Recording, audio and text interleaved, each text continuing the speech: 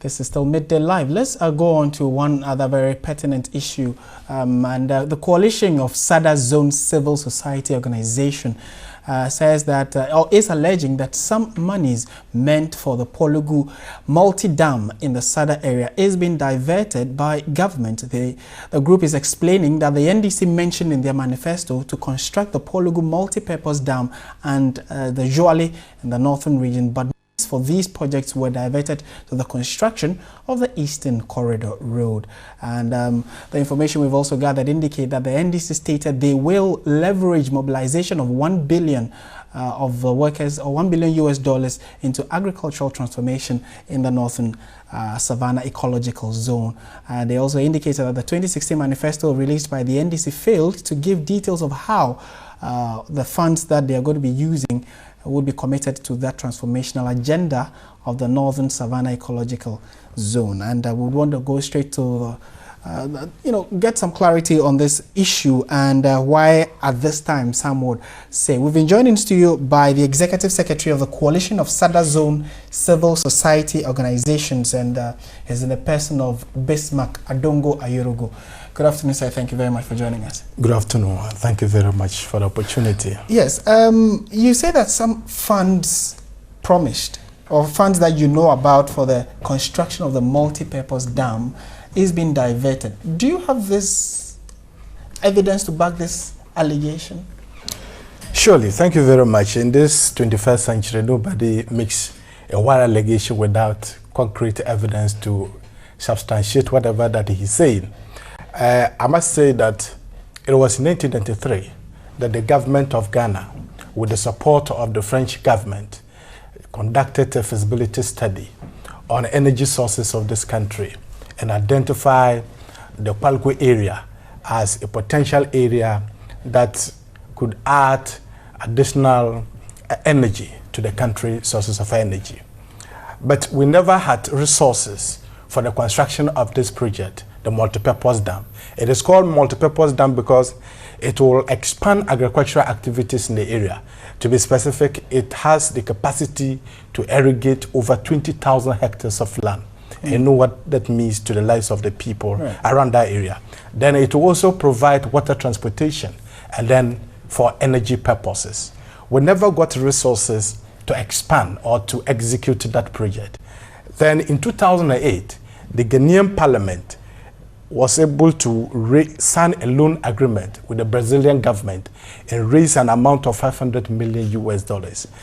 In 2009, the money hit the coffers of Ghana, and the government, for reasons best known to it, decided to divert the money to the construction of the Eastern Corridor Road. You know for sure. I know for sure. That money is what has been used for the construction. You government did not hide the attitude of diversion. Government actually put it in a publication that top 50 achievements of the NDC in 2012. If you get hold of this publication and you go to page 6, it is stated there clearly that government has diverted the money meant for the Palco multipurpose dam to the construction of Eastern Corridor Road. That is why we have an issue with that. If government today comes in its manifesto to say that yes, we need to construct the Palco hydroelectric power, the multipurpose dam, and that of the Joale, and even one called Jambito, yes, that is good news. But what we are raising as beneficiaries of that project and our civil society organization is, why did you in the first place divert resources meant for that particular project? What if government considered both projects, the Eastern Corridor Road and then also the multipurpose dam, and realized that currently the needs of the people would be to get a good road which would cut some of, especially for the cutting of produce from the northern parts of the Savannah areas. So government certainly must have done some feasibility studies. You do not think so? I'm not aware of any feasibility study beyond what was done and saw the potency and viability of the Palco multipurpose dam. And today, why will government be failing to resource SADA adequately to execute its core mandate of addressing extreme poverty and asking SADA to liaise with the World Bank and see if they can raise an amount of $700 million for that project. All these means that government considers that project a viable project. Okay. But why will you want to divert, or you have diverted those resources? So it is an issue that so your coalition of SADA zone civil society organizations, have you raised these concerns with government? We have raised this concern on a number of occasions. We had the opportunity to meet with the leadership of parliament of this country this year and raise it. All that they can say is that we are looking into it. We raised this issue when we had the opportunity to meet with the 5 regional ministers that are drawn from the SADA areas. We raised this issue.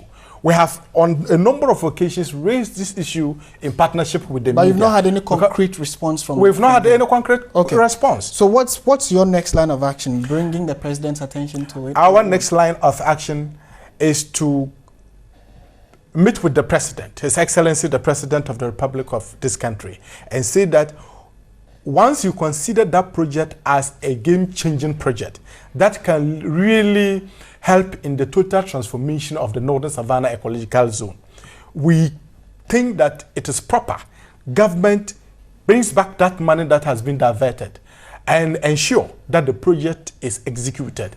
We don't... If the money has been diverted, then certainly it cannot be brought back, but maybe you want to call for a new funding system to be put in place to get money for the dam construction. Well, all that we are interested in is to see that project come on.